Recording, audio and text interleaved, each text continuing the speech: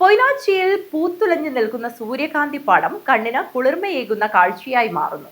യുവ കർഷകയായ ശ്രീവിധിയാണ് സൂര്യകാന്തി കൃഷി വിജയകരമാക്കിയത്.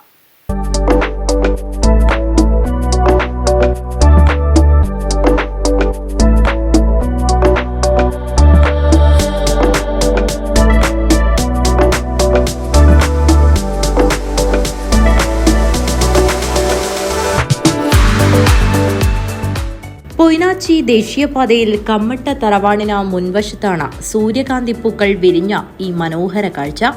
കടുത്ത ചൂടിലും സൂര്യകാന്തി വാട്ടമില്ല. വെള്ളരിയും തണ്ണിമത്തനും വിളവെടുത്ത പാടശേഖരത്തിൽ യുവ കർഷകയായ ശ്രീവിദ്യ 2 മാസം മുൻപ് സൂര്യകാന്തി പരീക്ഷണാടിസ്ഥാനത്തിൽ കൃഷി ചെയ്യുകയായിരുന്നു.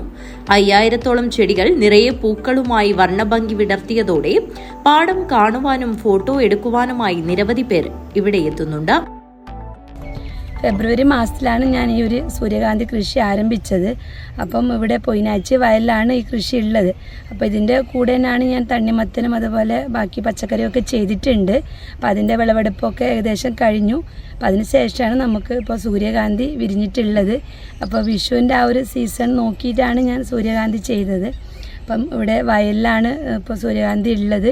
2 വർഷം മുന്നേ ഞാൻ ഇവിടെ റോഡ് സൈഡ് തന്നെ, അത് ചെങ്കൽപ്പാറയിലായിരുന്നു, അവിടെ ചെയ്തിട്ടുണ്ടായിരുന്നു.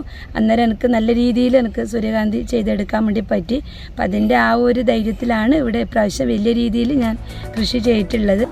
അഗ്രി ടൂറിസം അടിസ്ഥാനമാക്കി സൂര്യകാന്തി കൃഷി വ്യാപിപ്പിക്കാനുള്ള ഒരുക്കത്തിലാണ് സംസ്ഥാന സർക്കാരിന്റെ യുവ കർഷക അവാർഡ് ജേതാവ് കൂടിയായ ശ്രീവിദ്യ.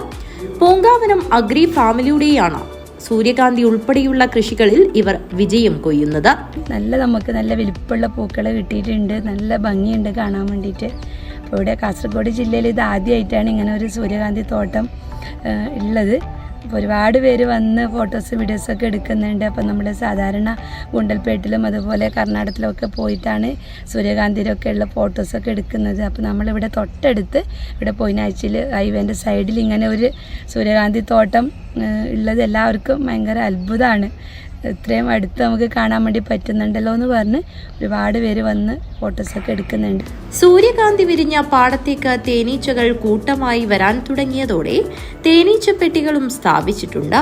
ചെമ്മനാട്, ബേഡെടുക്ക ഗ്രാമപഞ്ചായത്തുകളിലായി 6 ഏക്കർ സ്ഥലത്ത് ശ്രീവിദ്യ കൃഷി നടത്തുന്നുണ്ട്.